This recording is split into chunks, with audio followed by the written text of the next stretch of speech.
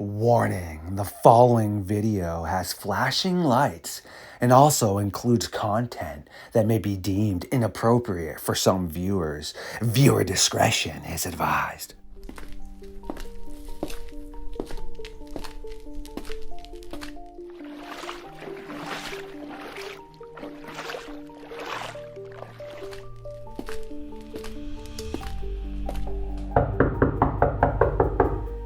Dr. Reed, one of the official scientists of the Midnight Society science team, has once again found her way into the darkness of the Fox Den to link up for another episode of Midnight Lycanthropy.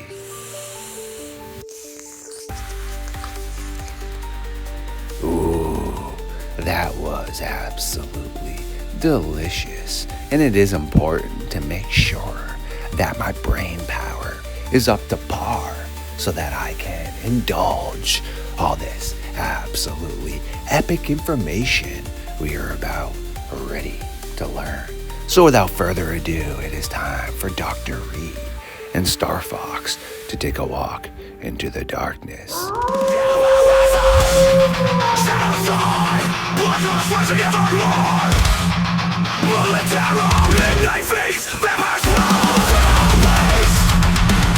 Stood up. I said, oh my god, it's a werewolf, and everybody in the car freaked out.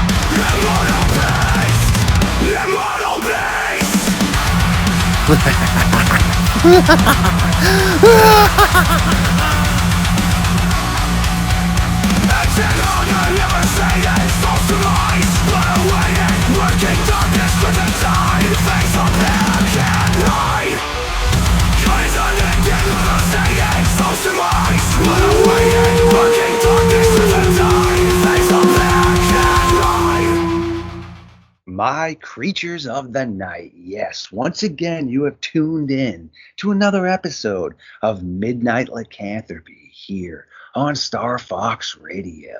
We again have a member of the North American Dogman Project science team, Dr. Reed, hanging out with us tonight. Yes, she recently has decided to team up with us and help figure out what is occurring across the United States. So once again, we are going to sit around the late night fire and burn the timber as we read a few chapters from the Midnight Society book. Dr. Reed, my friend, how the heck are you doing? I'm doing fantastic, Kenny. Thank you so much for having me on today. Pleasure. Appreciate you, and thank you for reaching out. I do believe it was Patrick, our Texas state rep, that was able to link us up, which is great, and he's one of my buddies, and I've collaborated with him a few times for sure, so that's excellent stuff. Yes, sir. Absolutely. It was kind of an unexpected blessing that, a year and a half ago when I found the project, which was a reference to just a question that I've had. And it was my father who actually, when we were having a discussion about this atypical wolf that I had taken a shot at, and just kind of out of the norm, and it just set it to the side in the back of my mind and didn't think too much of it other than, the things we have to keep up with around here on the ranch. And my father and I, when we connect, that's one thing that has been really wonderful my whole life is how more indigenous spiritually he is, because I have Native American pure blood on that side, going back to Blackfoot tribe roots, who have relations with Star Nations in respect to, cryptids and different kind of things. And my father's also had experience with giant ape before in the woods, but we can talk about, UFOs and extraterrestrials and those crypto, those type of topics. And he was one, when I was sharing this story with him, as we were just talking about life catching up once in a blue moon, he was going through all these different, types of wolf that it could potentially be when I was telling him this story. And I was like, no, that just didn't make sense. And then he was like, well, it could have been a Dogman. And I was like, what in the hell is a Dogman? I thought it was a joke initially. And he's like, no, it's real, and then all of these other things that kind of brought up some revelations in the past. Now, obviously, I've was aware of giant ape or the Bigfoot and different things like kind of tie into that, but never the Dogman. And so that's when I found the North American Dogman Project. And I was like, oh my God, this is fascinating. Like, this is actually legit. And this is a professional organization that is, really going at this from a, scientific, metaphysical, wonderful approach that, I was just like, I want to follow this in the background passively and, my profession too on the side. I was just kind of piping in casually here and there after I got accepted to the Facebook group. But then I noticed things were kind of getting locked down, which is perfectly okay because I was just checking in here and there. But I had sent a message to Jody, and I realized he's so busy. When I had gotten a response back to him, it was also on the membership forum, which initially I was like, y'all, I'm so busy. I do not have time to jump into this. And, every few months I check into the project. And this last time that I checked in, because I was up in the middle of the night, which is perfectly fine. And that's just kind of normal around here. If I have the dogs go off and whatnot, I just have to be up checking on things. And I couldn't go back to sleep, and that's all right. And usually I leave my devices off and I turn my devices off at night. But I just had the calling to check in and see what was kind of going on with the project and whatnot. And then I seen that the Texas chapter opened, and I was like, that is fantastic because, we're wildlife management ranch predominantly, even though horses and bees and canines are, kind of a part of what we do. And then we eventually want to expand into like bison. And so with my reality involved in that, there's a lot of things that I kind of have to upkeep, and I want to stay in check with what's going on with our Dogman triangle and just what else is going on. And I've had the sheriff come over. That was a couple years back on some different things to ask me some questions because of my background as an animal scientist and who people know me as locally. And I just piped in a comment on, how I wanted to get accepted because, everything's kind of on lockdown with the project, which I see, and understand all the reasons why, especially when I got the contract. I was like, dang, this is extensive stuff here. But I understand. I absolutely get it. And, it's really wonderful to just kind of all these things that manifested within, these last few weeks, because I had intended about a year ago to want to be more actively involved in the project, but just with the reality of my everyday life, I didn't know how much I could be actively involved. And that was the one thing why I called Mr. Brian when he reached out to me, which was really great. And, that we'll be able to coordinate appropriately. So that way I can still kind of participate once a month or every few months as it fits into my schedule. Or, if it's one of those nights where I'm up because the dogs are going off and I got to be on high alert with whatever's going on. And, I just happen to kind of check in and see what is going on with everybody else and keeping tabs and, to help offer advice if I can, wherever I can, if that's appropriate and feasible. Otherwise, I just, kind of want to be on the sideline, just observing what's going on and also learning, because there's really a lot of wonderful things coming out of this project, the same as like the Giant Ape project, which is fantastic. So, yeah. Wow, that's brilliant stuff right there, and very kind words. And well, yes, you are a part of our science team now, so obviously your opinion is very warranted and valid, because here on Star Fox Radio and in general, I'm a big science person. All right, you got good and bad science, which we can dive into at points in time to explain the differences. But yeah, I'm a big logical person, and I really like science first before trying to potentially dive into some of the more woo aspects, I guess. But we do have a ton of people that are, specialized in different aspects, meaning like one of our science members is a occult specialist, a historian, also has a couple PhDs as well, and he specializes in all kinds of other things as well. So we try to really make sure that we have proper information that can kind of trickle in from different aspects for sure. Jody is one of my best friends, but he is super busy too. But yes, if you ever need a quick answer on something, or you need a answer from Jody, just shoot me a text and I can pretty much probably help you with the majority of things you need help with and such, or get you in touch with certain people as well. But at some point, I would like to get you in contact with our whole science team. That way, y'all can kind of plug away on some stuff, because as funny as it is, I'm just a journalist, a former actor and model, graphics designer. I am not a scientist. I love science, but it's just kind of funny that technically I'm the lead of the science team in regards of just getting everyone together, but I have no scientific letters in front of my name. So I always reiterate that when they're like, wait, Star Fox, you're the head of the science team. I'm like, no, they're my friends. I put them together. So sure, but no, I am not the person to be speaking to. I will gladly shuffle my science team in for you, though. So It's fantastic. It really absolutely is the level of organization that kind of came together on all of this as I've been watching it passively over the last year and a half. Since my dad made that suggestion, which I thought was hilarious. But I mean, the level of professionalism that's coming into this, and the same as the Giant Ape projects who were here. That's actually why I had the sheriff show up a number of years back, because we're wildlife management out here as our ranch, and doing regenerative agriculture and permaculture. So in our outer zones, we have to allow for wildlife to come through and pass, and that's welcome. And we also, at least for myself personally, because I am a scientist, but I also am outside just of the physicality, very much interested in metaphysics, because I'm also a healer outside of being a naturopath in the world that I'm in. And that's too why I sent you some of the videos that I did of the UFOs and telekinesis and the telepathy of different things to validate.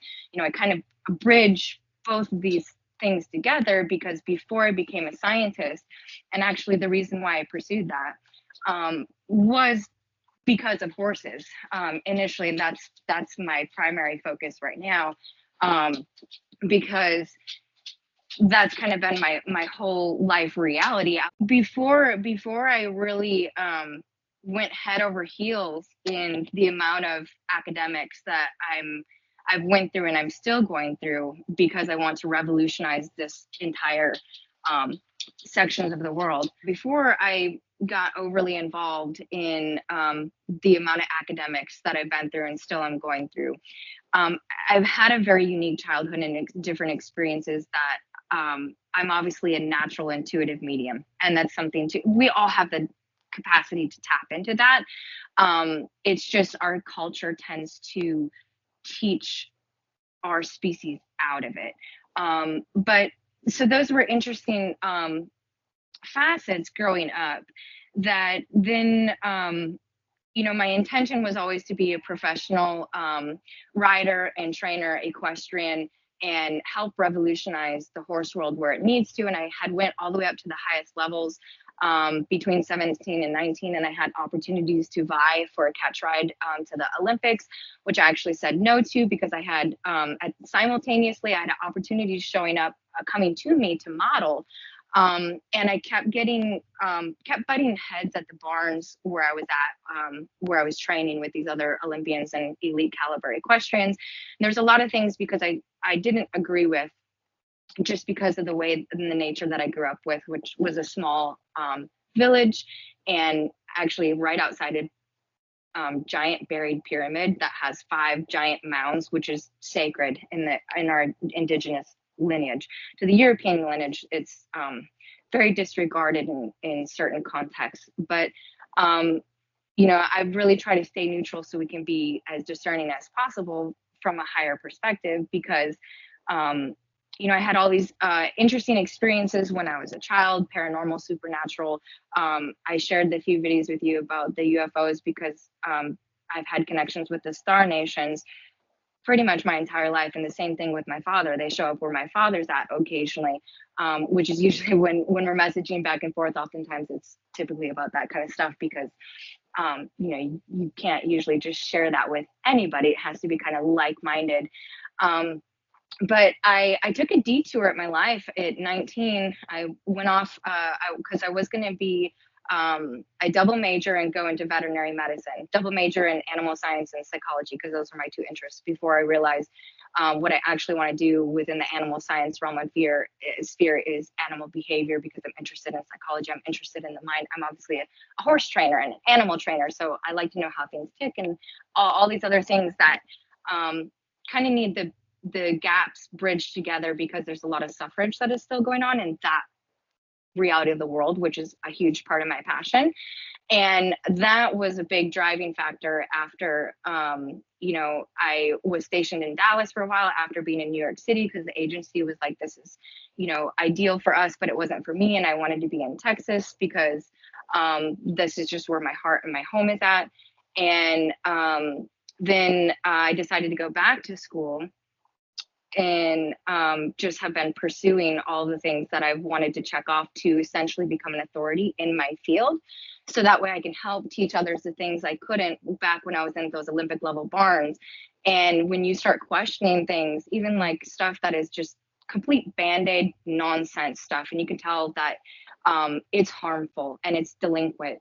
But if you can't teach somebody, especially from a science point of view, because if you come at somebody with intuition, which yes, we need to have metaphysics and understanding all those different aspects so it brings clarity, and aha moments so everybody can understand it, which is part of my passion in this. Like, I'm kind of in both worlds, the actual physical science, but then also in the metaphysical science and the different things that I bridge together, which I was supposed to go on that route. So that way I can eventually come back and live the dream that I wanted ever since I was a child, and then also be able to help others. But at the same flip of the coin with this type project that arose, it kind of fits in that little niche of my whole reality in my childhood of, why do these stars follow me, which is very interesting. Why was I having certain experiences when I was younger with transdimensional beings, and realizing too, because I both of my parents are Rh negative, A negative. I'm the unique amount of things that have occurred in my reality make me kind of step back of wow, and that I realize I'm supposed to be a messenger, and I'm also supposed to be a teacher, even though right now I still feel like I'm an earth student. And like I had mentioned earlier before we got on air, I still feel I have at least another 12 years of continued education that I want to go through until I feel I will be at a point to have retreats or gatherings, or have content online that can be very affordable to purchase, and kind of condense the amount of information and wisdom that is essentially going to be necessary for the trajectory that we're currently on.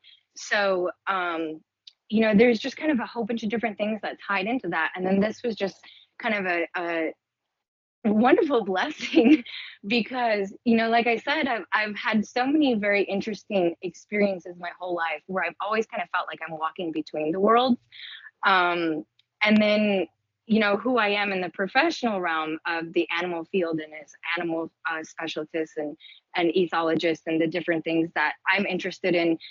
And the reason why I didn't pursue veterinary medicine is because I always felt conventional medicine is incongruent intuitively. It always felt incongruent. And there's a lot of things now looking back that I'm currently, one of my things that I specialize in is reverse engineering man-made problems within biology. And that's what I get super nerdy and geeky about, and we need it, because we are in a catastrophe and a crisis as a species, and as a entire civilization, with the amount of things that are happening. And so for myself, I want to continue running concurrent, and I have to within all my studies, which are overseen largely by other DVMs anyhow. But I'm thankful I didn't go the route of DVM, because the person I am, I probably would have lost my license with the amount of other people who are like, oh, we're shifting away towards, more naturopathic and homeopathic and holistic, because we need to have, functional medicine, and modern medicine is very flawed, and we're creating serious issues. That's just common sense to everything that is going on, and everybody should be aware of that. But what I do in my real life is how I can heal the environment, bring a high state of coherence. Obviously, I have my personal projects in the horse world and in the dog field, which I'm very thankful. I've also had interest from the military and the Dallas Fort Worth Metro Police Department and security forces, which is fantastic. And those kind of things that are just my own little personal stuff that I'm wanting to perfect and tweak on a small scale, but then on large scale, we have serious systemic issues that are going on where we have to create better coherence within our environment and the way, we already understand the current elitists right now are trying to collapse civilization down to 60 million. And they're also doing sinister stuff that I'm thankful I stepped away from that, because like I said, I would have been one of those people like the other doctors that I follow and periodically check in with what they're doing, including the ones that have had to leave the because otherwise they would have lost their license because of the amount of things they're speaking out on. But I went this other route, which actually suits me a lot better because of my interest. I'm interested in intelligence. I experiment with intelligence. I'm very passionate about those things. I'm very passionate about reverse engineering stuff and biology, and also working with bridging the gaps in all of the spheres. So physically, mentally, emotionally, and spiritually, because obviously with the all of the quantum science that has been coming out, which is 100 years overdue, we can now start to bridge a lot of common sense that needs to be had. But at the same point in time, I personally have to and want to keep the targets off my back. So right now I'm just kind of laying low with a lot of the stuff that I'm doing, even though the people that I mingle with and the other individuals who are rock stars within their own sphere, we have a high level of respect for each other. And the amount of information I want to acquire and degrees and certifications that I still am adding on to the credentials I have is because we're going to need more of us who have that level of wisdom in order to essentially make the jump over. And I have also kept getting this repeat message the last few weeks because, my family is unique, and I'm very thankful I have people who remind me of that, even though I feel like the girl next door and very simple, but you can't tell everybody, you're naturally telepathic. I'm licensed as that, which actually I went through I went through these alternate certifications in conjunction with my degrees because I have a lot of special interests in the animal field, and I know of my gifts I've had as a child, and so that was kind of one of the things that I wanted to pursue, because I was like, oh, that would be great. I wonder if I could pass all the tests. I wonder if I could learn anything. I actually didn't learn anything. I was actually helping expand the wisdom and instruct my tutors, and I passed my tests with flying colors. And which is fantastic, because that means, okay, we need to start bridging the gaps more, especially with some of the professors I've had in the past, where there's this total cognitive dissonance, and it's because the mechanisms are not yet fully described and labeled and well understood in order for everybody to be like, oh yeah, we just accept that, that's great. And we're still kind of in that gray zone. And the messages that I've been getting on repeat, especially we were listening to the telepathy tapes here recently, and the amount of stuff that my children do. We do these things. We do the clairvoyant cards. I can call my children telepathically. They're very intuitive. I have my youngest child is predominantly nonverbal and highly telepathic. And when I'm doing healing work out with the animal kingdom, especially the work that I'm doing specifically with horses. I've had a few in here that were for I don't really do rehab anymore. I've shifted a lot of that, but I had one horse in particular that I was facilitating, and I was just, when I'm doing physical work in conjunction with a lot of different stuff, I'm also intuitively receiving information and using that to my advantage. And my youngest daughter came to me and she just all this stuff. And she was like, did you know this and this and this and this? And I was like, how did you know that? And she's like, she told me. And I was like, wow, because that was exactly what she told me, all of these different things that she needed in order to release all of these different types of tensions that she had, that she was carrying in her loin, these different memories and psychological traumas that often are stuck. And a lot of the things I'm working on personally right now, that quote unquote I and those who are in my field don't agree with, going in the direction of, this is the part of the reason why I'm going through all the extensive amount of education I am and have been, is to help take an authority figure stand with the respect that is necessary to help guide those who will listen. Because what I'm receiving in my projects is some of the issues are actually psychosomatic, which then lines concurrently with who I am as an ethologist, because obviously that's animal behavior science and the psychological realm.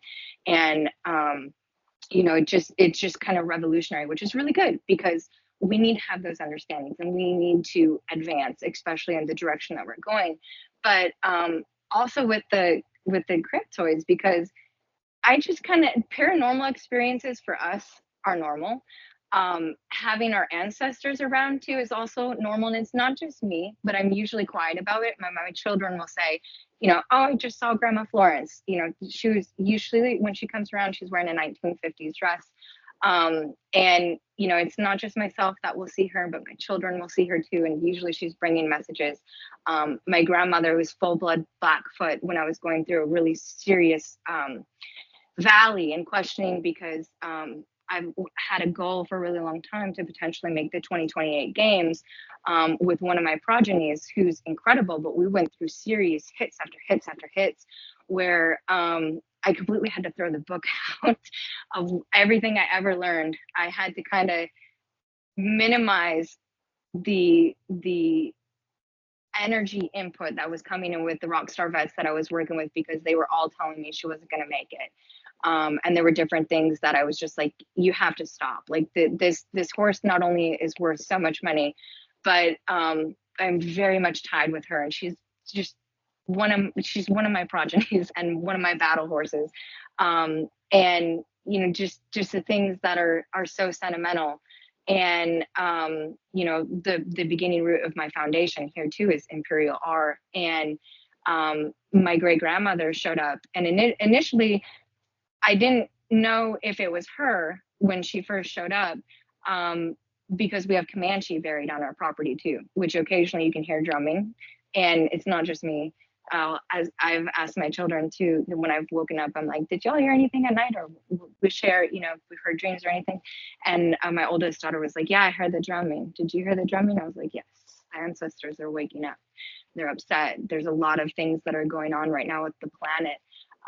But when my great grandmother showed up, this was a number of years back, because she had broke her jaw, she had broke her leg, she came down with a severe case of neurological issues, just so many things that are idiopathic, which actually I love. Idiopathic just basically means it's not known, the cause is not known, so it's like a left open, unended question. And I like to solve those things. So she kind of was just boom boom boom, all these things. And my grandmother showed up and really wanted to teach me to get away from all of the things that I've learned, and to integrate all of these wisdoms that are necessary in conjunction, and then in the future to be able to kind of help teach on those things.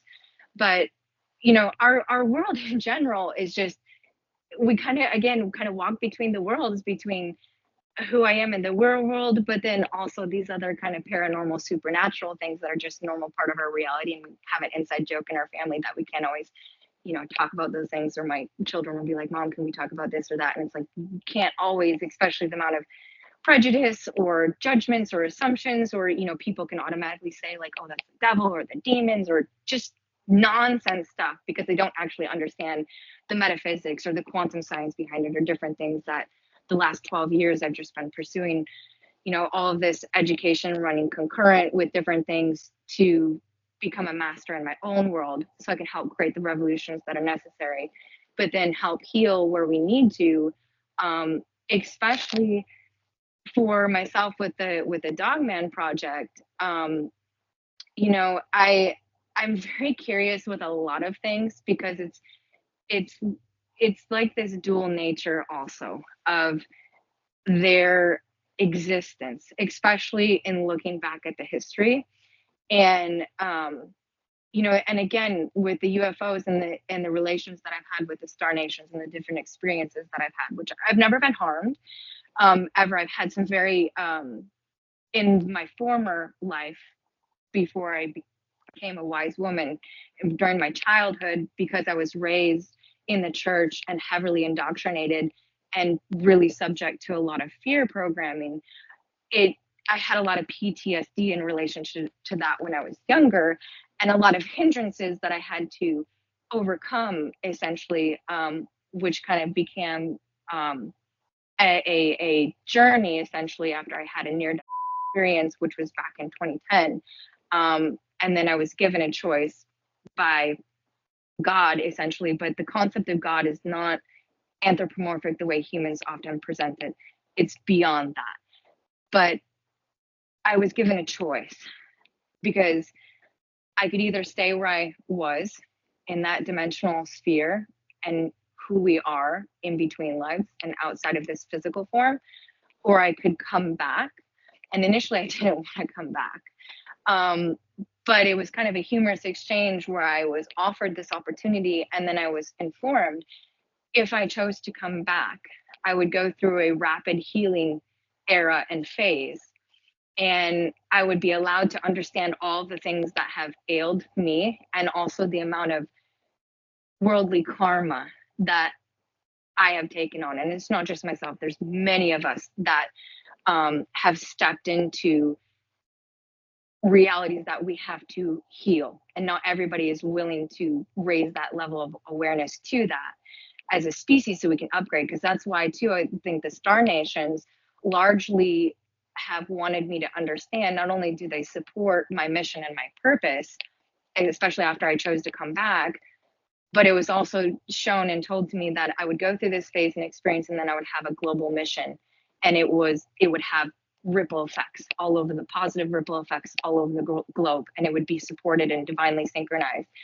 And so I did. And after that incident happened, I automatically started upgrading physiologically, more enhanced.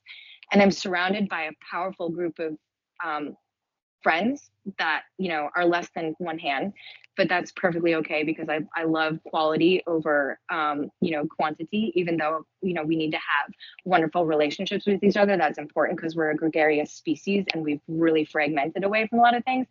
But I have, one of my really good friends and close friends worked underground, the highest clearance for a really long time before she disappeared into the Himalayas for a really long time because it was so corrupt. And there's a lot of different things that, the individuals had asked her to come over here and to work within for her skills of what she had to go through all of these things. It's just kind of really eye-opening what's actually going on.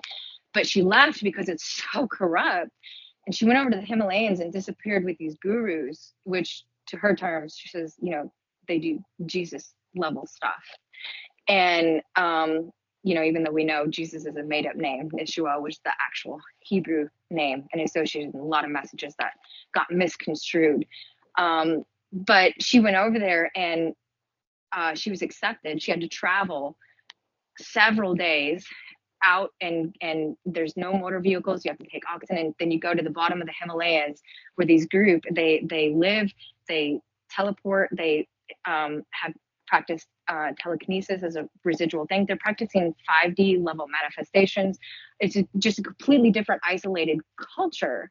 And she was accepted to go study with them. And one of her powers, besides levitation and telekinesis, which is where I feel is my next level of progressions. There's progressions that go through as your body is upgrading energetically, but you can also alchemize gold out of etheric atomic structure, which is absolutely fascinating.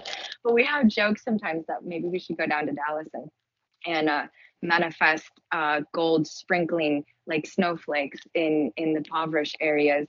But that doesn't actually really help people when we talk. The knowledge has to go with these other things. And so I have friends that, and it's not just Allah, who I can say her name comfortably. And I know she's told me I can only talk about certain things with her, and she's, has to keep a lot of her identity and different things very private, which I highly respect. but I have others too in my sphere who are very similarly the same. And even for myself, because I live so tech simple, even though this technology is a blessing, especially for those of us who witnessed this rise and then the rapid transgressions that are happening right now, which it's splitting the paradigms. um, I have these other friends that help keep me anchored because we can communicate telepathically back and forth, sending each other's images and understandings. I know magnetically too the directions that they are, where divining also runs in my family, and there's different things, and my children also have these capacities too. So it's like we have to learn how to bridge the gap between these two trajectories, because the messages that I kept getting um, when I was praying over this podcast, because again, this is all kind of a blessing that just kind of fell in my lap. And I was like, this is fantastic. Because a year ago, I really want to be involved in this project, but as it's appropriate and conducive, is to help bring higher levels of understanding and bridge the gaps where I can. But to also understand, I think sometimes humanity has misconceptions on a lot of stuff, and there still is a lot of awareness that needs to be advanced on, at least because of my experience with the Dogman and the different things that I've had to actively engage in. Because initially, before the atypical wolf that I saw, which was close to about dusk, that I took the headshot at. Before that, I had a couple of different experiences out here, and so did my children, and then my husband. Um, Before the shot, and then a couple that were after the shot. But initially, I didn't think anything of them, and we've been out here for a really long time. But because I've had engagements with extraterrestrials and transdimensionals before, and different things that, again, that's kind of just a passive part of my life where, I feel like I'm in between these two worlds, although I appreciate others who are coming out, especially like Dr. Stephen Greer, who I would love to hang out with in the future, especially the more that I shift into being able to go out and potentially do more field investigations as that's appropriate. Right now, my time doesn't allow for that, but he's someone I definitely want to sync up with too, and others that are wanting to help bring the clarity, because yes, we do need to be a lot more aware, but at the same point in time, at least from my profession and the different things that I've experienced, um, you know, you also have to understand to not allow yourself to be intimidated, and that fear is an initial instinctual reaction whenever you feel threatened or potential danger. But how you respond to that is the most important thing. And to give you a couple examples before all this kind of project occurred, which was just really wonderful, again, because the amount of professionalism that's coming in it, I thought it was a joke initially, and then I was like, wow, this is incredible. This is akin to the giant eight stuff, and we need this because this is great. This helps us bridge a lot of the gaps that I think also the star nations, because they're watching the Galactic Federation. We already know there's been several confirms and conspiracies, but they're on the other side of the moon. They're monitoring us. They want to know, are we going to get our crap together as a species? But before that experience with the one that I physically saw in broad daylight, I had two other experiences that were during moonlight phase hours. And again, I'm a person that is very tech simple as much as possible, even in the middle at night. I don't like to run electricity. We like to have candlelight, and I try to keep things turned off or like even just we live very, very, very simple, and very connected with the earth. And when I have had these experiences before, you have to know how to approach them, and that's something I've had to gain over the years, because nobody ever taught me that wisdom. Nobody ever taught me how to deal with when you have these encounters and experiences. It was something actually that these individuals, I feel, were more so like my mentors in teaching me how to become better. And then my academic education was pairing it with my intuition. It was like, oh, bringing all these light bulbs. But there was one evening because I have insomnia a lot, which is okay. I've just developed coping mechanisms around that, and it's a part of, you know, the reality out here, especially if the dogs go off in the middle of the night, and I have to be aware if there's anything I need to make sure, you know, is staying outside of zone 3. But I had seen a very large, tall shadow figure, and I did not know if that was potentially one of these visitors that I've had in the past. It was something, again, I always try to be neutral in any of my experiences and encounters so I can be as accurately discerning as possible. Now, I felt that I was more so being observed and that there was nothing necessarily sinister or malicious coming from the trajectory of this individual that was there. And to me, when I heard this a while back ago, which made perfect sense, of this other woman who's a metaphysical scientist, and she was talking about throwing out a theory that if in our 3D world we cast a 2D shadow, if those that are transdimensional, they probably cast a 3D shadow. And that made so much sense because of the things that I've experienced over the years, and sometimes too because of my lineage being a double a negative factor from both my parents, who absolutely hate each other. I'm kind of this weird anomaly of all these different things that occurred in my life that I try to make sense of, and then how can I help others in the future with the stuff that I've gone through. But I just was very curious and wanting to be discerning of that instance. I just held my space like I've learned to do, how you ground your space. And sometimes you also need to stand off. This is just a common claim of territorial space. And the animal kingdom replicates this. If you're in a domain and that's your domain, and I've also had to set this up because of the amount of interdimensional communication and engagement that occurs to me between those that are departed, and then also those that are transdimensional. So again, I just didn't put a label on it. I just saw it. And initially I was like, you are too close. And so I put out a really strong intention and impression that you're not welcome, because our property, our ranch, the top side of our portion, it's really like an acropolis, which is absolutely beautiful. We have 20-mile views that are just amazing. I feel so blessed every single day, but you know, I'm here to help, pardon me, in divine accordance the way that we need to. And I claim the top portion of my space, and that in itself needs to stay safe. And then everything outside of that, we can have wildlife or whatever is occurring pass and, you know, move back and forth, and that's perfectly okay. Or if there's other individuals who want to connect with me, I've created intentions that have almost shields, like that are established through frequency. So that way it creates a natural barrier, because I've had spirits come to me too. Like, for instance, this happened most recently where there was a girl that departed, and she actually startled me in the middle of the night because I have a strong frequency. So if you come to me in a space of love, you can immediately get into my immediate space and create engagement with me within the spirit world. And this little girl came to me because she had been murdered, and I was a conduit that was a beacon. Obviously, we're different the way we appear within the higher dimensions, especially as an energy form, and the way that engages. And she wanted me to give this information to the sheriff, which initially I was kind of hesitant about, but I was like, you know, I need to do this. And initially the sheriff was hesitant about it and skeptical. But when the autopsy got back and he contacted me, he was like, totally, you were right, and astounded. And you know, I'm just thankful. Sometimes I'm just meant to be a messenger. But there's also the same thing, like with my girls, I have to teach them because they have these capacities.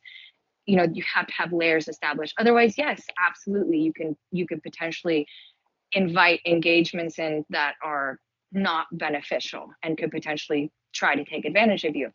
But this is just kind of my normal reality of norm that I've learned over the years how to create more sanity within my reality. That I didn't have that guidance when I was younger. And with this particular individual, I just let them know they were not welcome the way that they were too close. And it was like they didn't want to present themselves either, because they were kind of just concealing themselves behind the trees, because we have very thick, heavily condensed wooding. And then nothing happened for a good long while. And I had another engagement in between a second appearance of that individual that was actually an insectoid, which threw me off guard, because again, I'm a scientist in the real world. And at the same point in time, I also had to be very neutral with other things that are supernatural or metaphysical. And I was sitting on the front porch. It was after dark, but you could still have see, partially because of the amount of moonlight.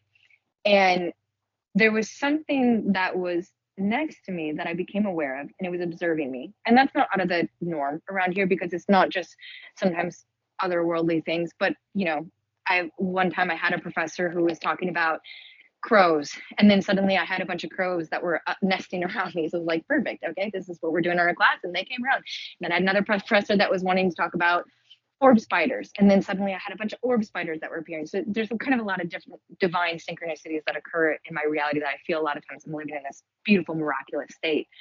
And but I'm always do my best to be very neutral and not biased, so I can be very, very clear. And this creature, which was small, more kind of cat dog like, was similar features to kind of like a Yorkie, but a Yorkie crossed with like a grasshopper, if that would make any sense, but not really with so much fur, more so feathering around, kind of like a tuft, and then a more like scales through it and down through a tail, and then also antenna. And initially I thought it was a rabbit, but I know I saw what I saw because I stared at it pretty hard. And the other thing is, any form of natural wildlife always is going to choose the path of least resistance and and ease, because otherwise it's the most cost efficient energy wise. And what happened when I stood up, because I was aware I was being observed, to essentially engage with whatever this was, to just again be neutral and claim my space.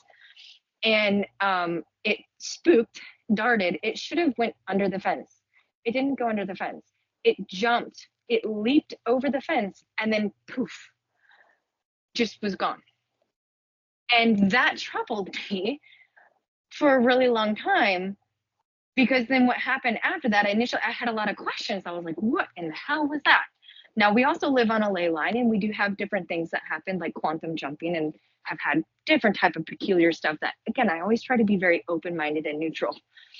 But then the same occurrence with that particular being, who I call Dory, because when we were communicating later on, after she did magic on my front door would not close, which was crazy. And then my husband, he was trying to close the door, and he was like, what in the happened to the door?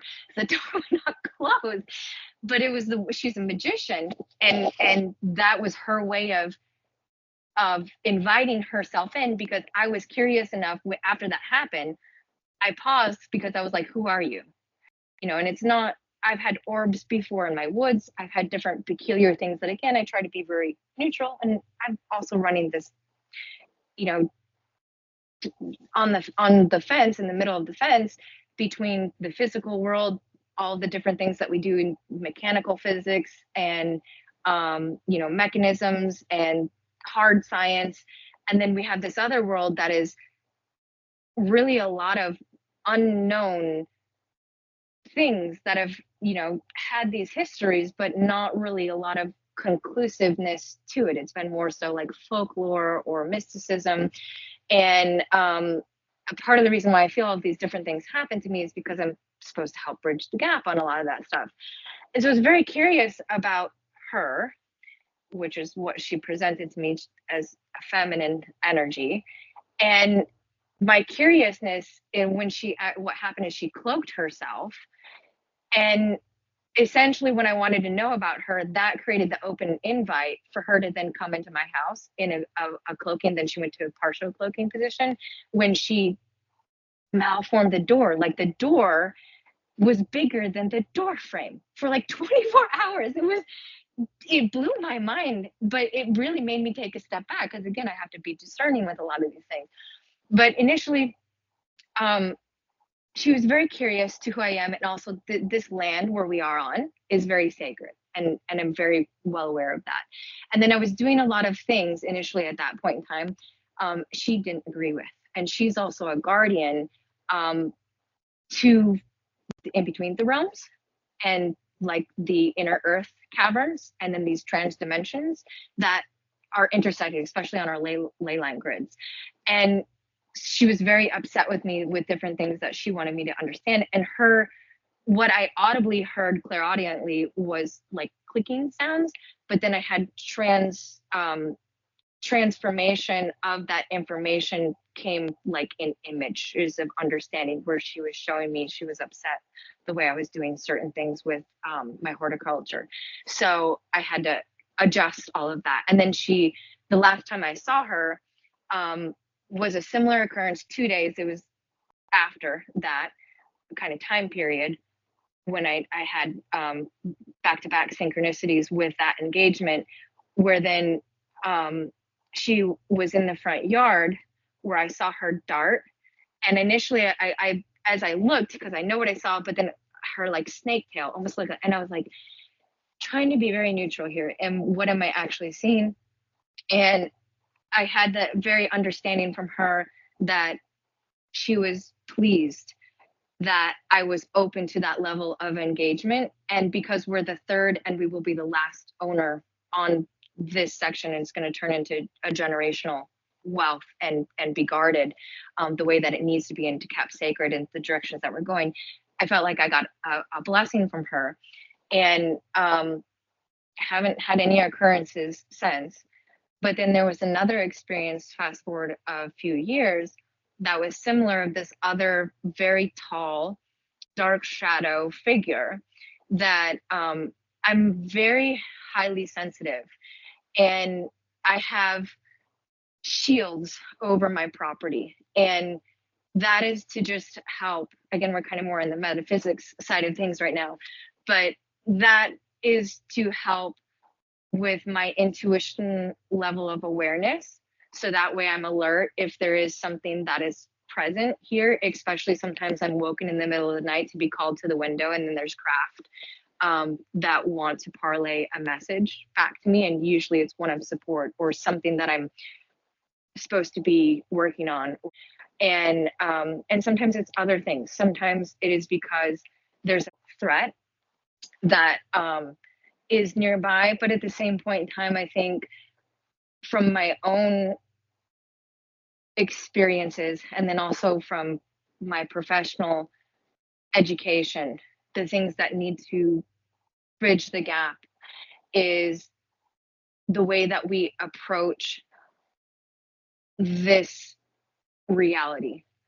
Because there's other individuals that I have admired for a really long time, especially as an ethologist. When I took a direction back after, I was like, nah, I really don't want to go and pursue a DVM, and then pursued the other things that I did for a temporary time being, which was wonderful and fun, and then kind of got back onto this other direction, which was putting me on the right path. We have wonderful people like Kevin Richardson, who's a lion whisperer, Ocean Ramsey, who is like the shark whisperer. Caesar Milan, who's the dog whisperer, was actually the one that initially I was like, that's who I am. That's what I want to pursue. And these other individuals that have really inspired me. And then these other kind of otherworldly things that have just been a natural part of my life and reality. And not only that, but of my children's, because like I said, when I have shields up on my property, especially my main on the top side where I protect, this is where everything needs to stay safe. No foes are allowed. We do allow for interspecies to cross and intermingle, and we have regulations that we have to keep up with and maintain, including predator regulation. But at the same point in time, you need to keep the ecology of your environment really stable in a homeostatic relation. So there's a lot of things that go into that, but I'm highly sensitive. If there's anything around, I'm usually very aware, and I'm awoken up intuitively to it. And or the dogs will wake me up, or I will hear the horses, or something else that is alerting there's a disturbance that's going on. And so then I had this other experience that was very peculiar, because I have a sleeve of tattoos. Because I just had this download of this picture, which has a lot of kind of angelic hierarchies, spheres, different things that tie into your life review and kind of my story. And then there's different stuff that occurred. And I had this experience. It was similar to that shadow, where I was awoke in the middle of the night, and I have not seen those pair of red eyes since I had been 16, and then going backwards when I was between 18 months to 5 years old, and had different experiences that at this particular point in my time, fast forward, I was in my 20s when that experience occurred. And I knew I was being drawn, I was being summoned for something. And I was just staring and looking and wanting to understand. Initially, the eyes were lower, like 3-4 feet to the ground. And then this dark shadow, again, is very dark. So you're just seeing the outline of the shadow. And I'm surrounded by woods, very, very, very thick woods that kind of coat the background. It's beautiful. Like, I have zero issue living where we do. You have to have a lot of a grit and awareness to be in this kind of environment. And I remember feeling at awe, because I'm at a space in my life where I'm empowered. But initially I was like, damn, I have not seen something like that stand up 9-10 feet tall. And the only other time that I've had another experience like that was when I witnessed the teleportation, and I got locked up in freeze mode. I couldn't stop shivering and shaking and trembling, because it's just a natural shock response. And when you're trying to process what you're actually witnessing, but that was a completely different occurrence. And then with this other individual, I had the understanding they wanted me to be aware of them. And I did the same thing, where I was just like, what is your intent, first of all? And that's just normal engagement that I do with anything that I would occur around here, with nature, because I'm outside of my sciencey stuff. I'm also an animal communicator. And I just in my everyday life, I bridge those things together and use that as a modality in how I'm communicating and integrating with wildlife. And it's not just myself. There's others who are animal communicators and mediums that are doing similar things, and which is fantastic. Although it's not always like the mechanistic type stuff of the other academics that I've gone through, which was to kind of, again, bridge the gap with these understandings. But this is just my common everyday life and how I engage. And there's other predators I have to deal with. And for me, I don't always handle a firearm. Our family is degreed martial artists, and our children, they already take weapons class. When you get into intermediate grade, you take weapons class, and you have to understand a variety of weapons. There's a lot of things, and for us, on the trajectory of being in alignment with what it is to be a warrior sage, and who we are supposed to be, with the just different things that kind of pair into the reality and context of where we're at right now, not only as a country, but as a civilization. And again, you can't get left behind. With the last time we went through a total civilization collapse, it was because the spiritual capacity and awareness was not there with the technology. And we need to have that. So with that particular experience, I initially, because I've had engagements before with other extraterrestrials, and more so with the lizard people when I was younger, and never any malicious experiences. I think a lot of things too that are going on right now, there's a lot of misinformation out there that we need to just be more aware of, because the engagements I've had with them was, they were basically mocking our species, that we are not operating to the level of capacity we can and we need to.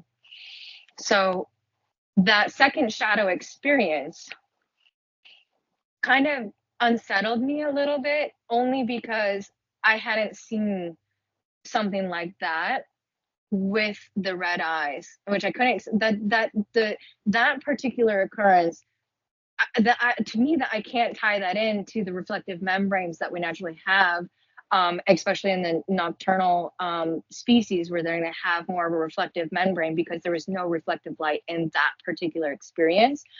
So that was the only thing that I was like, and again, I hadn't seen something like that since I was 16, when I had an experience that not only traumatized me, it traumatized my father. But they were looking for me because I had moved, and they were looking for my energy signature, which is how they found me. And they were looking to see where I was at energetically, where I was upgrading, and the other things that were going on, and just kind of some different peculiar stuff, like shutting off the electricity, locking up my body, being levitating off the bed, which actually I was at the time learning how to be able to break free of these different things, and break free of the conditioning that I had, which is like, oh, they're demons and you pray to Jesus, and they would laugh at you like you were stupid. And that was until, I didn't realize that until later on, was all the fallacies that our species has been told. But during that experience, I had a bunch of different things that were kind of running concurrent, that I was just like, okay, this is almost like a challenge, where the presence is wanting to be made known, and feels more like, where are you and how are you going to level up? And of course, I'm willing to meet you where you're at, and no intent of harm. Because that's the other thing I didn't realize, fast forward several years, going into all the geeky sciencey stuff and different stuff that is really important, especially understanding pheromones, understanding physiological changes that occur, especially when we're stressed, or on different stuff when we're switching between defensive or offensive aggression. Your smell is also going to change as well.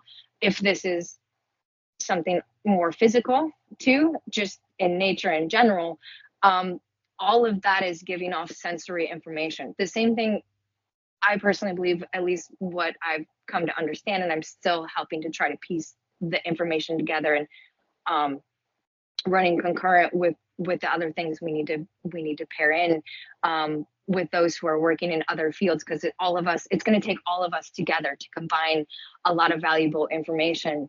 But with the transdimensionals, it's also an energy. So when they're phasing in or phasing out, especially when they're partially cloaked, because I'm able to see that, and actually so are my daughters, since we carry an X factor, which I didn't learn about until I had to do a lot of stuff in epigenetics.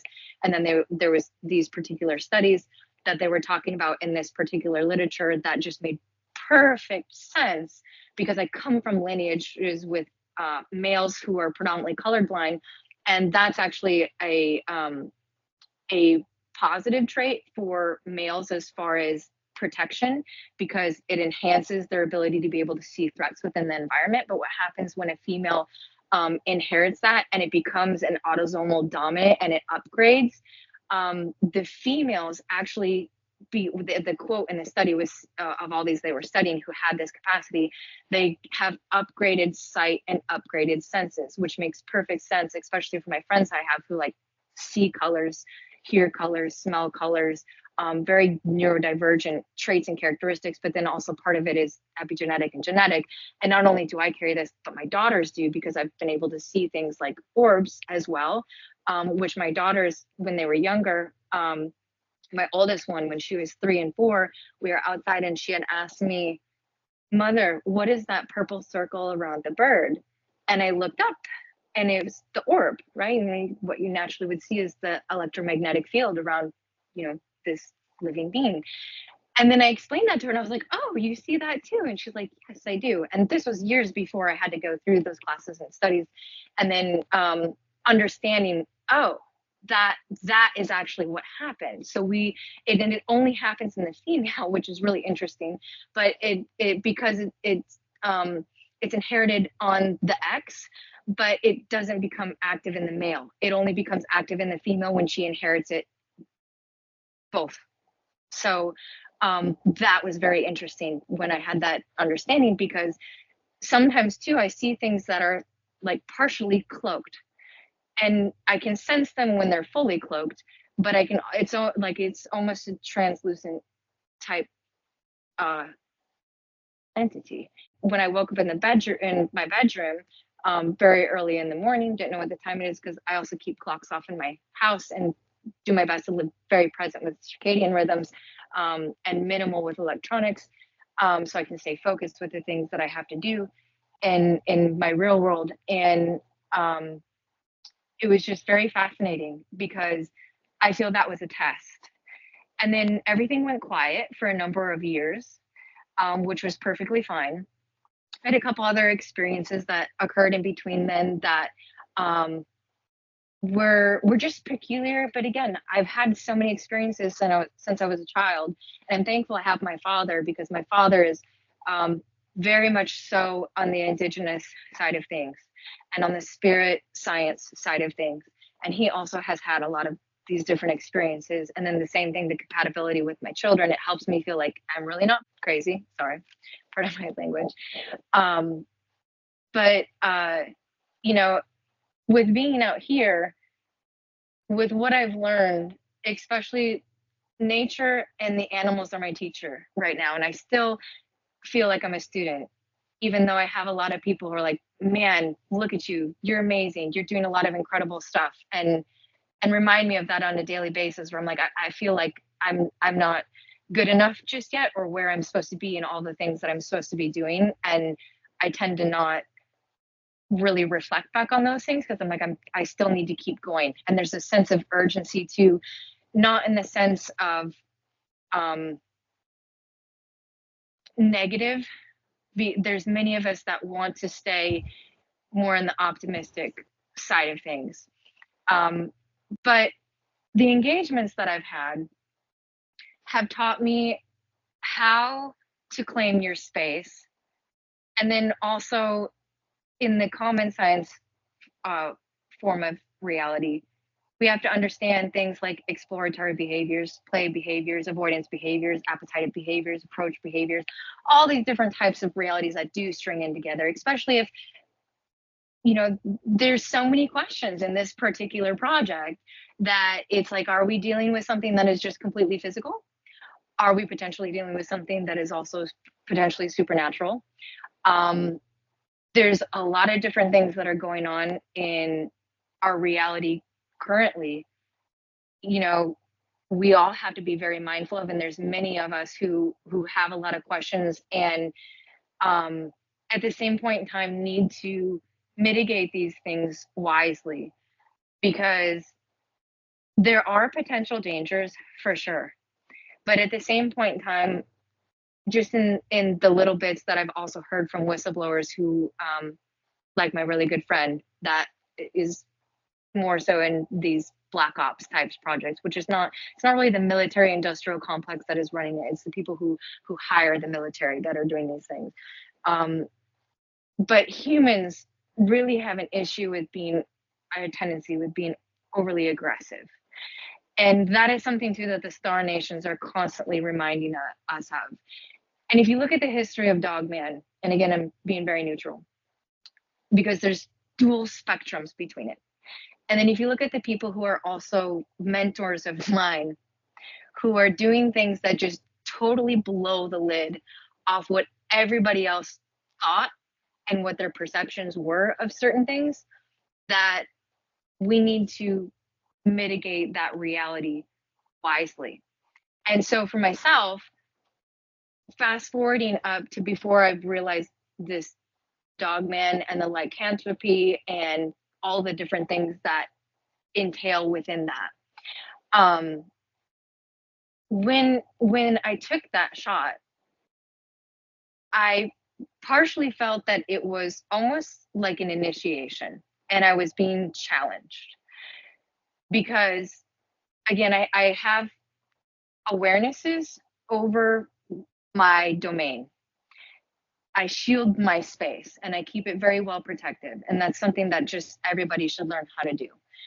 And my daughter's also at the same point see these similarities where there's times that it almost looks like our property, because again, it's kind of unique space, and we have things sometimes that quantum jump and different stuff that it's like, that's so interesting, and times that it almost looks like where we live in the air is like a mirage, where it's almost like a iridescent bubble.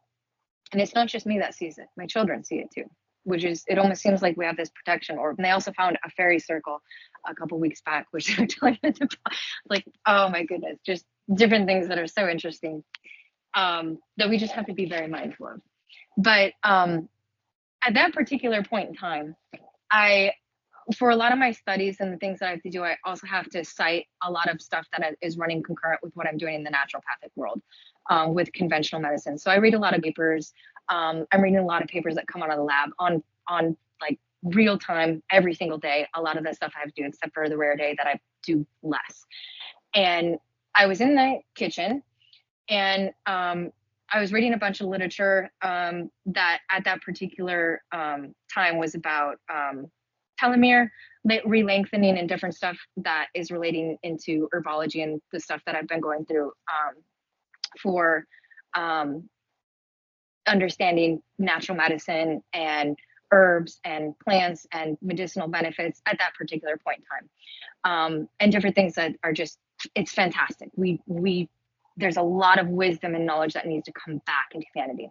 But so I was engrossed in this paper that I was reading, which is just a bunch of scientific literature. And then I intuitively felt something was off.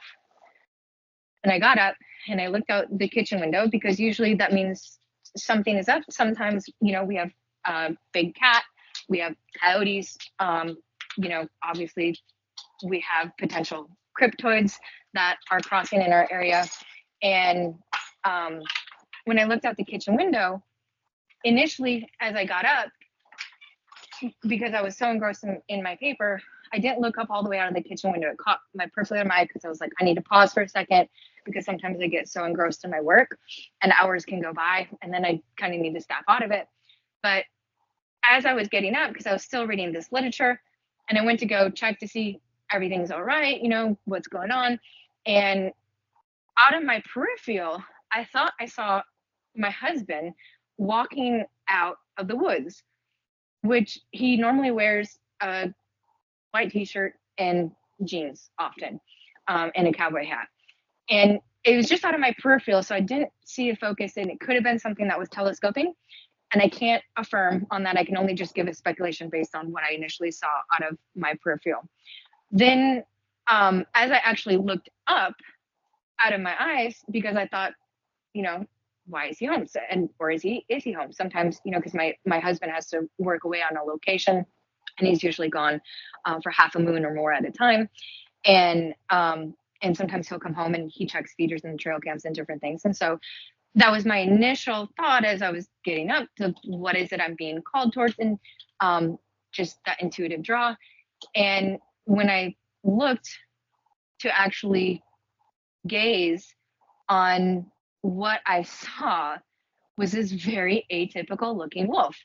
And initially I was like, what are you doing down here? And because it seemed, at least initially, I thought, for a creature that size, and it was more so scraggly, very lanky. I was like, you should be up over in the Rockies. That was my initial thought. Like, you don't belong here. What are you doing?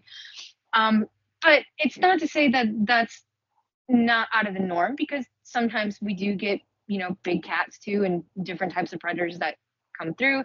And again, we're predominantly wildlife management. We're set up as permaculture. And so we allow wildlife to cross and be able to, engage the way they need to outside of zone 3. Unless if they're coming inside zone 3 to come down to the stock pond or cross, they must absolutely engage peacefully. Otherwise, you're either going to be pressured and pushed out, or potentially, if you're a destructive nuisance, then we're going to annihilate you.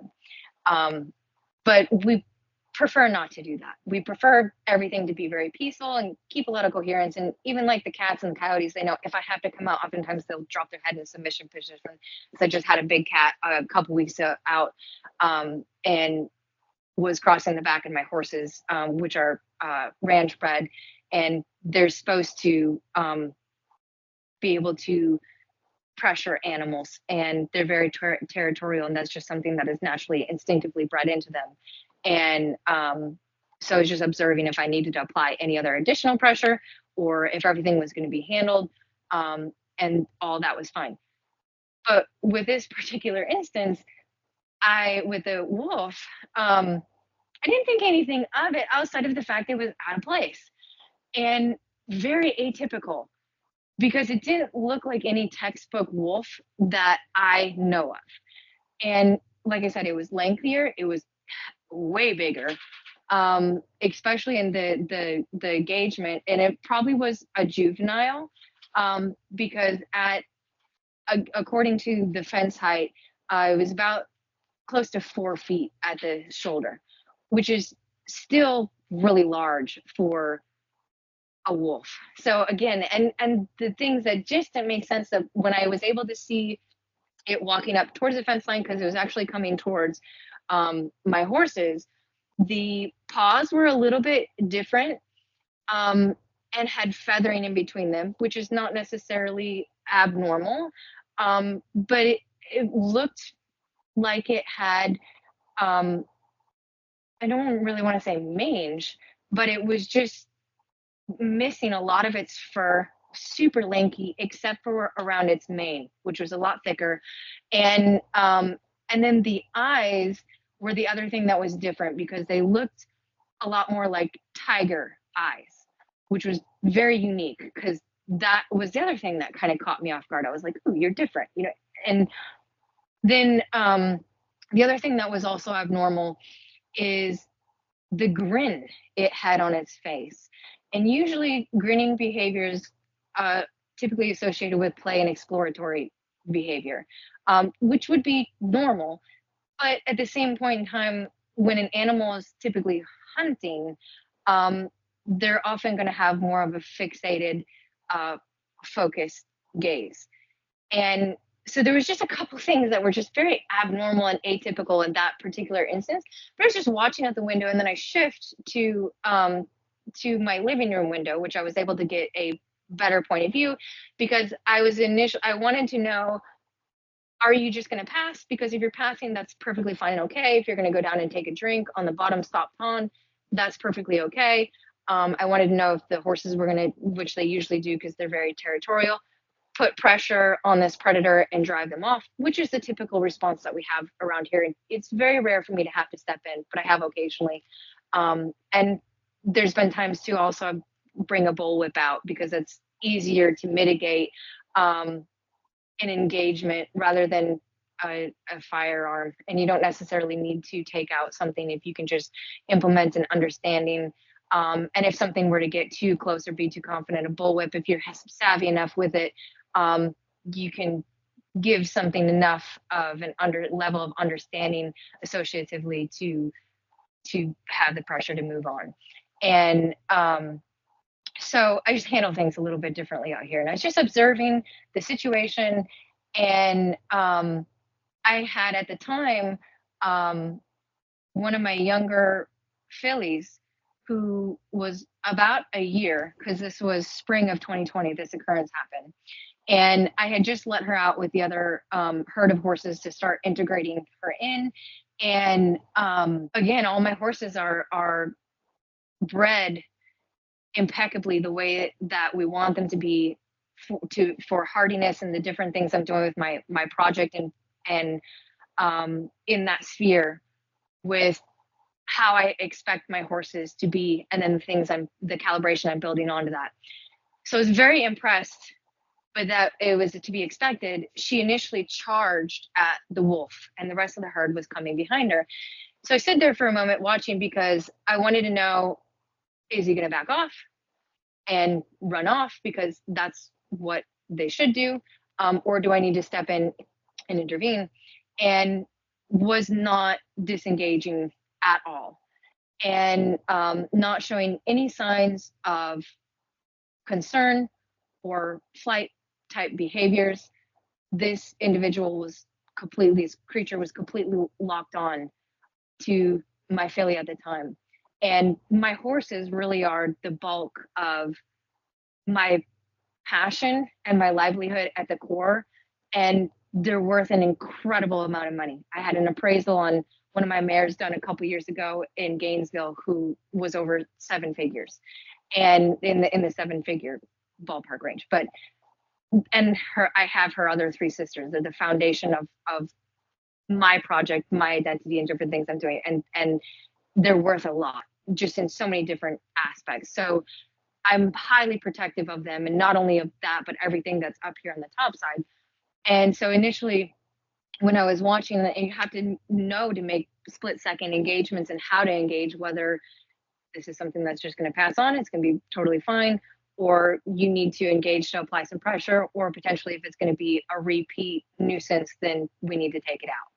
And in that moment, as I'm watching out the front window, and this wolf is getting closer and closer and starting to get into a stalk stance and about to pounce, and my filly is getting closer and closer, charge, about to completely run on a charge. She's still apprehensive, but she's still coming forward. And at that point in time, I realized I needed to act, because this wolf was about to grab a hold of her, and that's not okay. Do not come covet or take from me or create havoc. And I grabbed initially my 243, because that's typically good enough to get the job done. And that rifle is sighted in. It's very accurate. And it can knock down a lot of things accurately. And it's not to say we don't have other higher calibers that we keep in case we need them. But that was just the rifle that I chose. It's my particular preference for what I use out here if I need to. And I went out onto the porch and I set up my stand to take a shot. And as soon as I was looking through the scope, the expression, because I got a lock on the crosshairs right on the third eye in the moment, and the expression immediately changed from a grin to surprise into concern. And micro expression and social emotional intelligence is something that is a part of what I'm doing for my dissertation with my PhD, and expanding on different things in the emotional context. So for that particular instance, when that happened, I knew that that wolf suddenly was aware of me. In that moment, I needed to take the shot. I was holding my breath, taking in my last breath, hold my breath, and pulled the trigger to take the shot, because you can't hesitate in those moments. And I knew if this is occurring right now, and if I don't get an accurate shot on this, it means we're going to have rebound behavior. So that means that's likely that predator is going to come back and try again, and more likely under the cover of dark, which then would make it a little bit more difficult for me at that point in time. I didn't have night vision. Now I do. But so I took the shot. The shot was accurate. I watched the animal drop, and I looked up, like, okay, great. And then in the moment, I was like, crap, what am I going to do with this carcass? And when I packed up, I looked down. I went and got my dog, my hand, to come with me, just to make sure that everything's keen and savvy. And when we were walking out there, and we got out there, there was nothing other than the foliage and vegetation laid down, where there was obviously something that had been there. Now, granted, I also took my eyes off of the target after I saw it drop, and I took a few seconds to make sure, okay, good, that was an accurate shot. And there was, a time lapse of probably a couple minutes where I wasn't actively watching. So could it have gotten up and got away? Absolutely. But when we got out there, and there was just a bed of vegetation laying down, I was like, okay, you're obviously gone. So now I need to use my intuition and also my resources to pursue you and make sure, I either put you down if you're wounded, and that was the other reason why too. I grabbed the dog outside of the other project that I'm moving in with my canines, for security force units outside of what we're doing here, because I need to amplify specific traits and hybridization, which actually the military and the Metro Police Force are very interested for different things, which is fantastic. But for security reasons as well, because I knew if this animal is potentially wounded, you know, I needed the additional support just in case, so that way I can make sure it's an accurate kill, clean kill. And that's not ever something you want to experience. If you have to take a shot on something, you want to make sure it's 100% accurate, clean kill shot, and there's no suffering. And I intuitively knew, as I was just putting feelers out, to go back in the direction of that trail, which we did. And then I was reading cues off of the dog, and I paused also outside of the woods, and I was just reading, because this is how also when I'm looking for stuff, because we're a family of diviners as well, you can use your intuition to locate where things are. And okay, so I knew this direction, and then up towards what we call a Normandy area, which is another game trail path that crosses over into another adjacent ranch, because we're backed by ranches and then national park, thousands and tens of thousands of just wildlife like and ranch area. And as we were walking in, and I was just getting the feedback off of my hand, and then I got into an open meadow space, because we have open meadows between our forests. And my intuition told me to stop right there. And that's also the edge of our zone 3, which again, our other 4 and 5 zones, that's where wildlife is allowed to mitigate and navigate and cross if they need to. That's perfectly fine, as long as they're not creating chaos or havoc. Because then obviously that's where I need to step in and intervene. That's part of our role out here in what we do. But my intuition told me to stop there, and my intuition was giving me engagement to go northeast, which was up towards the left. And I felt like I was being watched, but not to go any further. And you always trust your intuition. Over the years, especially the more that I've had to do all of these additional alternative things to pair into what I do with physical science, you really learn to trust your intuition and to follow through with that. So in that moment, that's where I just paused, and I knew I was not supposed to go any further. I was meant to draw the line. And what had occurred was enough, at least what I felt and I understood what had occurred. That was enough to say, you're unwelcome here, and you cannot cross back in through this space. And in that moment, I had this strong instinctual takeover where I growled, this deep guttural growl. It almost startled me for a moment. I was like, whoa, where did that come from? But oftentimes, especially when you practice transcendental meditation, higher brainwave frequency states, especially when you're in creative genius or the different things I'm doing out in nature to receive information from nature in the unified field and to collaborate in this level of understanding, you're often in this just no thought space, and everything is just very intuitive, very instinctual. And I just had this deep guttural growl that echoed through the woods. And I said, and don't come back. It almost made me laugh in the moment. But I was like, the seriousness of what just happened, it kind of shook me up a little bit. But I was like, at least I knew I stood my ground and I handled this appropriately the way that it was supposed to. And then everything was really quiet for a couple of years, which was perfectly fine. And everything is just kind of coalescing normal. We still deal with other predators, but like I said, very rarely do I have to step in, but usually if I do, I'm mitigating that very wisely to make sure that there's a level of understanding that needs to be had. And there's just general coherences that are maintained within the animal kingdom that have natural understandings between each other, especially when dealing with overlapping territories. A couple years fast forward, and in that same region, I have a stadium-sized arena that has a galloping track around it. And I was back over there working in that arena, and my children were with me. And we have a rule out here that you can play as long as I can see you and hear you and the dogs are with you. And they know to stay topside, they know to stay where they're safe. because they've also seen before these particular instances, right in between the group of the shadows, which was probably about a 5-year time span, when my youngest was 9, I believe, because I still had a baby on me. My girls are all 3 years apart, 3, 6, 9, just beautiful magic between them.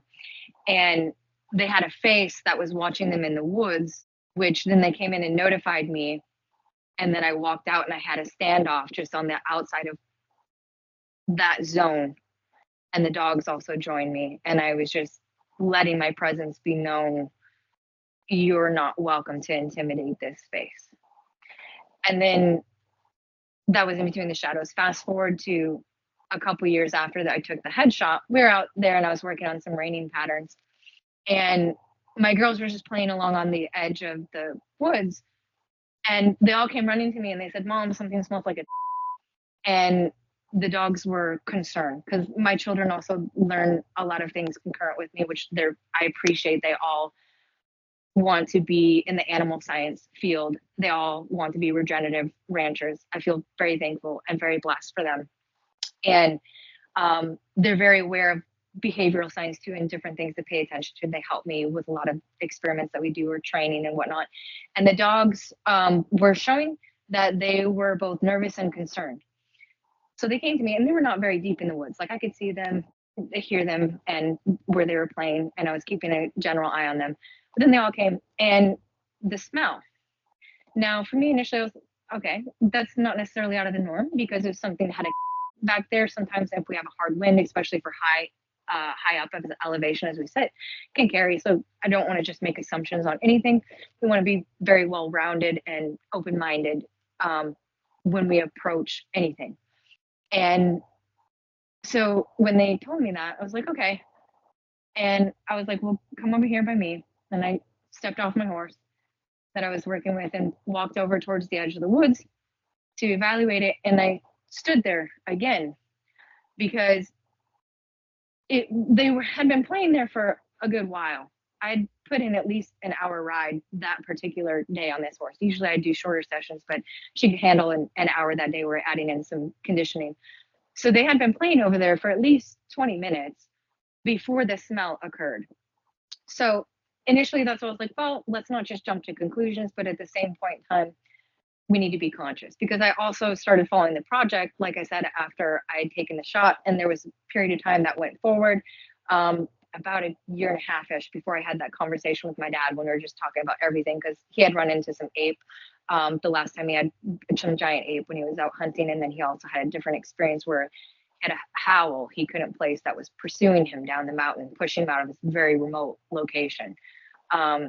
And he didn't want to have any conflict with it, which was the right choice in that particular context. Especially if you're in something else's territory, you have to mitigate yourself very wisely. But I stepped off my horse and I walked over to the edge of the woods and I stood there, and you could there was a light breeze that was blowing up through, and you could definitely smell rotted. And I stood there for me what felt like 10-15 seconds. But my children said I was standing there for at least 5 minutes for sure. And again, I'm a person who kind of loses track of time. I don't really pay attention to calendars. I keep clocks turned off. I live very synchronized with nature, circadian rhythms. I try to minimize electronics. I'm just very disconnected a lot from the civilized type world and the constructs of that. Especially relationships with time. And so for myself, when I was standing there, I was essentially like losing track of time, but I was just creating a strong impression that whatever you are is not welcome, especially if it's something that's dragging a carcass closer to our zone 3, because that's not welcome. You need to stay out closer to zone 5. And I stood there for a good while, but it felt like a very short period of time for me until this smell started to go away. And then that's when I was like, that's very interesting. So obviously there's not a carcass over there. And my girl said the same thing when they walked back over to me, because then the horse checked in, Bliss checked in with me, and she was like, are we done waiting here? And can we go back to what we were doing? And then my girls also the same thing. They came over because we're all highly attuned with each other. And Mama, is the smell still there? Should we go check it out, or is it gone? And I was like, no, it dissipated, but I don't think it will be back. And I want you to stay on the other side of the arena for right now and play over here where you're safe. Finished out my ride. Now that was a couple years ago, and we haven't had any other peculiar occurrences here since then. The only other occurrence that was atypical is my husband, who's an active hunter, was out on the national forest and park where he was hunting. And he was coming back, and it was right at dusk when he was walking out of the woods. And he said, this is the first time I had ever heard this from him, because he's also the same thing as myself, likes to try to be very neutral on a lot of things and very discerning when it comes to anything. But he was sitting on the porch that night after I was getting done with horses. And so I was asking him how the evening was. And he said on that particular night, something peculiar happened to it that he had never experienced before.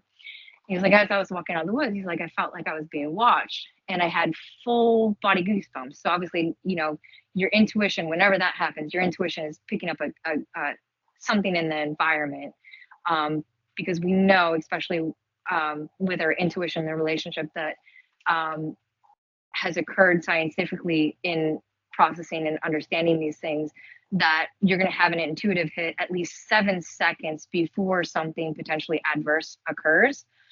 And if you're more attuned to that, it broadens that time frame. But then also there's little signs like that. Obviously, your hair standing up on end.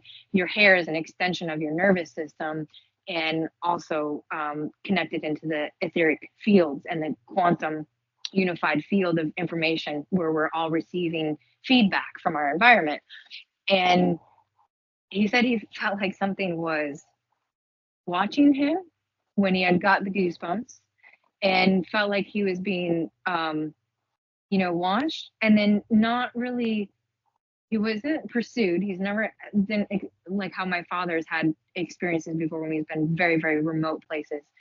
But he said he just felt uncomfortable and that he should keep moving. Now, again, we're martial artists.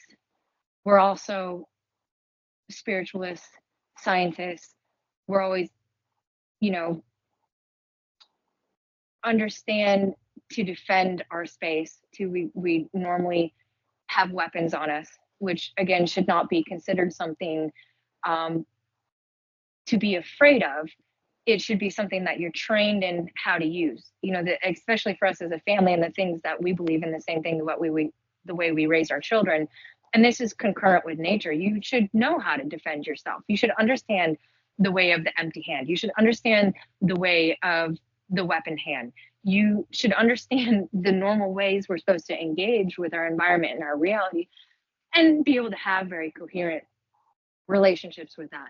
So we haven't had anything extremely adverse like a lot of the stories, and why I wanted to really pay attention to the project after those synchronicities happened, because of my profession in the animal field and who I am in that reality and the things that I do in real time. But also this other reality of who we are spiritually, metaphysically, supernaturally, and the paranormal type experiences, where we need to have these gaps kind of bridged in together. And at the same point in time, I know I'm being called in the direction of being a teacher and also as a mentor, which a lot of people still tell me I do my best to try to talk very simple, because I get told a lot that I talk above people's level and intellect, and people who are looking for me and my advice as a teacher, like it's just in general that's going on in society and our culture, and the things that are changing. Everybody's and should be seeking more knowledge and information and understanding, and we also, those of us who are in our fields, should be coming together to collaborate, to help expand knowledge and wisdom where we need to. But what I have found very interesting in my own sphere, in my own profession, in my own personal relation is what's different, and of the different things that I've witnessed since following the project, is a lot of people don't know how to engage or how to behave, including I've seen one video that this gentleman was filming outside of his house in his backyard. I'm pretty sure it was West Virginia is where the share was from. And he was filming his children playing in the backyard, and they had like a sandbox and a jungle gym, and heavily wooded area, obviously very heavily timbered and rolling hills, similar to like what we're in, easily to conceal and cover. So what I have found very interesting in and is how people are engaging. That this is where why when I wanted to become more actively involved in the project and observing the things that are going on, especially in some clips I've seen in this one in particular, with a gentleman who is filming these two children, his children, and then you can see what is obviously, now that I understand, is a Dogman, was coming up from a bluff and got within 50 yards of their backyard, which probably about 10 yards was wooded. And the gentleman is totally not aware of his environmental context or surroundings. He's paying attention to his children and filming them, which is understandable, but at the same point in time, you need to be aware. And then the little boy, children are very intuitive. And again, this is kind of something we train out of ourselves as a society and a culture that we need to come back into. And the Dogman, which is typical of them, now that I understand, they sometimes are arboreal and jumping up into the trees. And that's what happened. It jumped up into the trees. So now it's in a position to observe their territory, if they are potential, at least when I'm observing the content, just evaluating what is going on from a behavioral point of view and perspective. When the little boy was aware and he turned around is when the creature had jumped up in the tree, which is going to put an apex predator that could be arboreal in a superior position, unless they're potentially feeling threatened. But sometimes it is also to give them an upper hand and an advantage. And the father got very shook up as soon as he realized what the children had turned to look at, little boy first, and quickly got all of them and then went into the house and shut everything down. And then he was obviously freaking out. And initially when I saw that, my heart collapsed, because I was just like, don't do that. That's how you give power over to something that is another apex predator, and to claim on your space. Now you are giving them an open invite. And that's something that at least what I've been observing in the project, I think that's why I haven't had near as many issues of what some others have had. And again, it's kind of a unique little situation, and then all these other things that I think are blessings. But I think it's also that people really don't know how they should be behaving. And there is a relational context that you do need to adhere to when it comes to your own domain, your own territory, your own space, how we engage when it comes to overlapping territories, and the communication that is happening within that non-verbally, and different things that are really important. The same thing, one other little quick story of another one that I had watched, which was a park ranger where a Dogman had walked out in front of him, and he got spooked as the first time he ever had an engagement. Because I think too, these need to be more, especially with the project, it needs to become more common knowledge. And then how do we handle these things, and better too. And because there are these split spectrums between, could be very coherent, could be very catastrophic and fatal. And this park ranger had looked down initially in the moment when the Dogman was locking eyes on him, and that is a submissive gesture. So immediately in that moment, and that's why the Dogman pursued him in that particular story, because again, I kind of pay attention here and there, casually, just what's going on, and just to kind of gain and expand knowledge on this topic, and then what people are encountering, how they're dealing or handling these things, if it's appropriate, if it's not appropriate, what are the contexts. And that's when he got pursued. And it obviously, the amount of mimetic learning is a very high level of capacity. There are things too that I'm still baffled by in my own experiments that are going on, that I'm like, wow, this is incredible.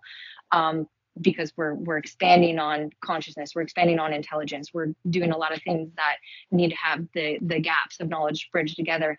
But something as simple as that, if you're getting locked eyes on, if you look down or look away first, that is an automatic gesture that is letting the other know you're looking for an escape route, and it is also a submissive gesture. So there's simple things that, like, and even my daughters knew that too when we were listening to the story. Oh, he should have never looked away. He should have kept eye contact. You keep eye contact, you are automatically insinuating, you are presenting a challenge to your space. Doesn't mean you have to actively engage in any form of aggression unless that is an appropriate context, but obviously we want to avoid that as much as possible. But there's just simple things that it's just been kind of really interesting with a lot of stuff that is going on, and I feel very blessed. And I know today was not really so much on a lot of the physical stuff, more so kind of the background on my own stories and different things spiritually too that I wanted to bring in, because I feel this platform can support that.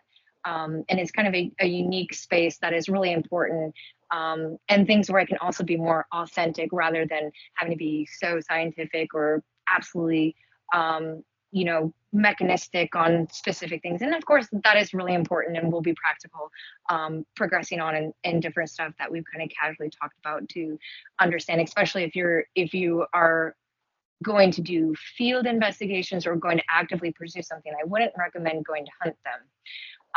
But to potentially observe from them, that may be more feasible, 100%.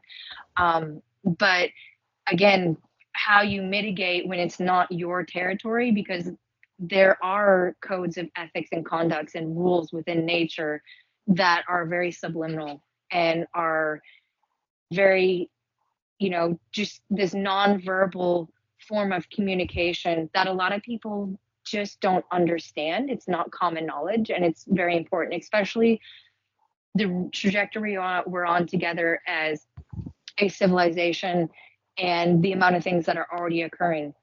This most likely is not going to go away. It's just going to continue to be here. So the more we can continue to uncover relevancies and truth on that, and even if there's a potentiality that we can have more active involvement studies with photographs that are coming in, live evidence, if we can get more field evidence and things that are appropriate within those spheres. Again, I wouldn't recommend hunting them, because I think when you're dealing with a predator, at least of all the different histories that I've looked at, that is engaging a completely different level of context.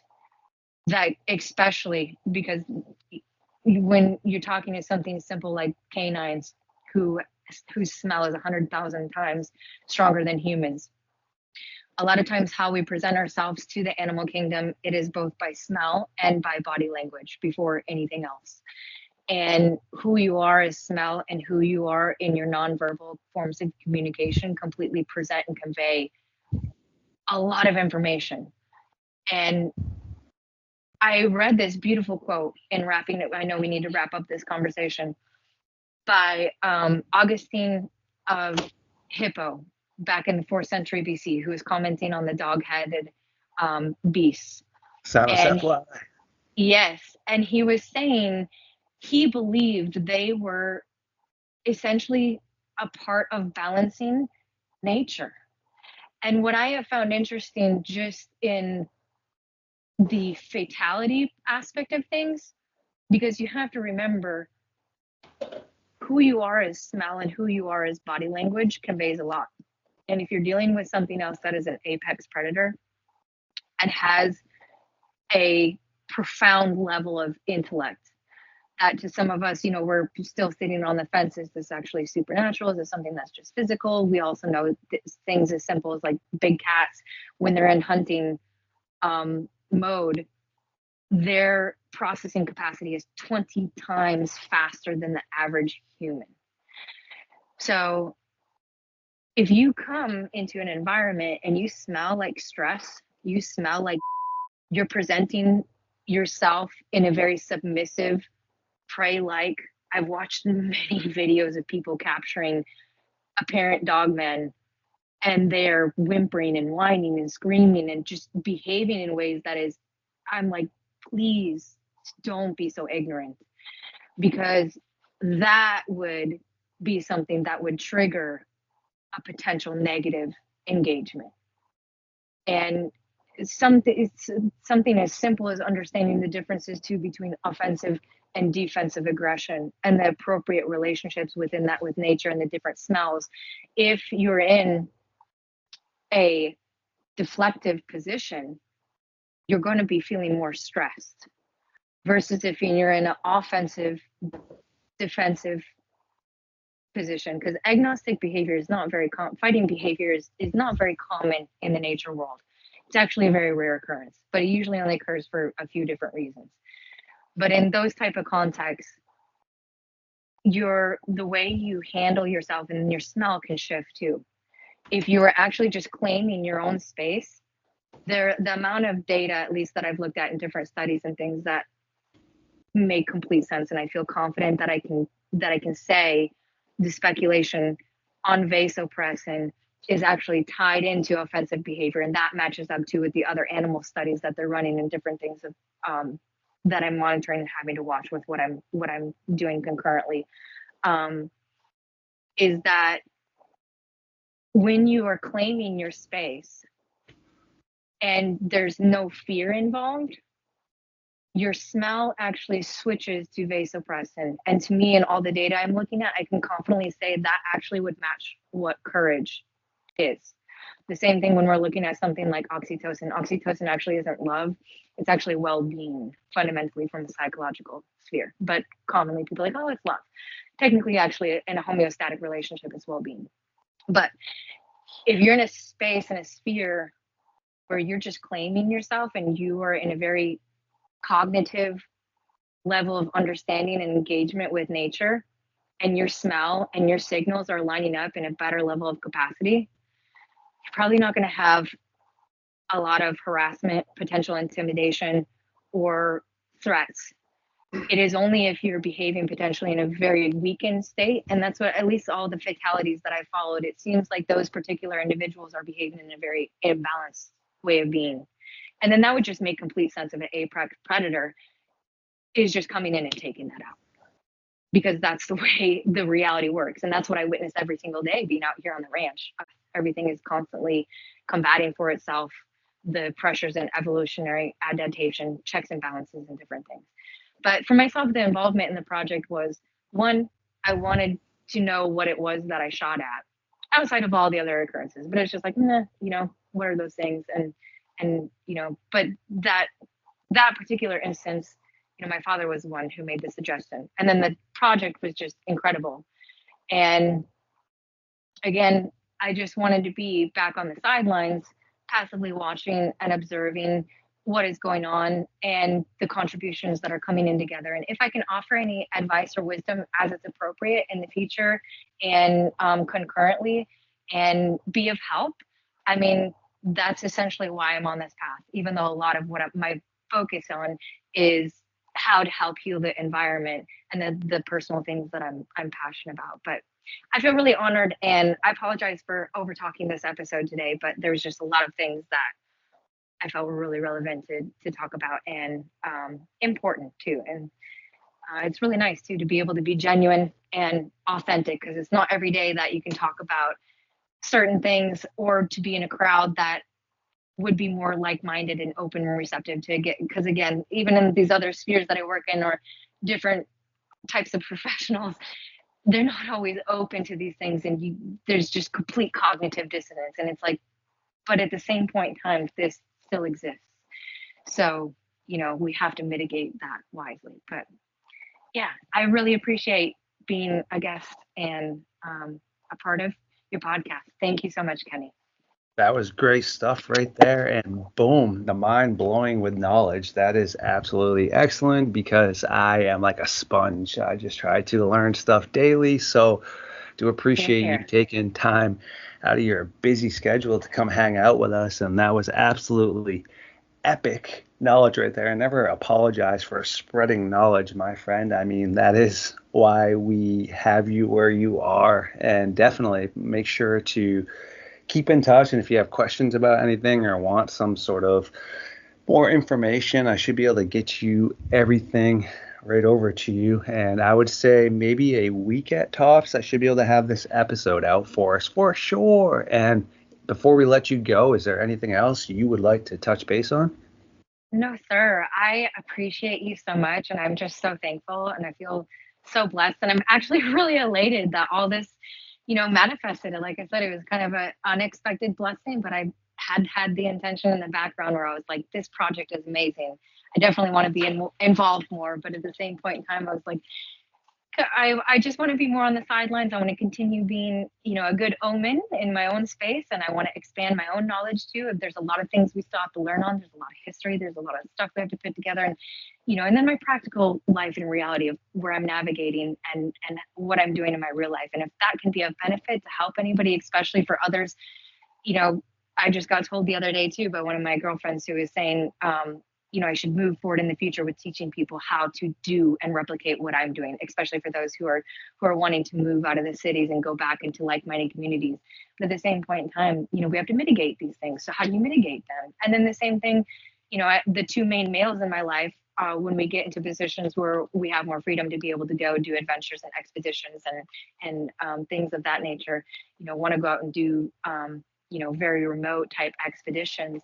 And this is amazing. I'm like, I would absolutely love to help contribute with this. And it's just an honor. It really is. I'm so thankful. Again, beautiful stuff. And don't ever feel like you're on the sideline, my friend. I mean, you are definitely in the starting lineup. So you just need to let us know whenever you would like to come in and play for sure. And Yes, sir. yeah, to the audience, yes, we do need to let Dr. Reed get back to her busy schedule because, yes, she is a doctor and a scientist and has a lot of other things to attend to. So, for the moment, we will be concluding the meeting of the Midnight Society. But don't worry, we will have Dr. Reed back very soon. And I do appreciate you hanging out with us tonight, my friend. Yes, sir. It's such an honor. Thank you so much, Kenny, for having me here.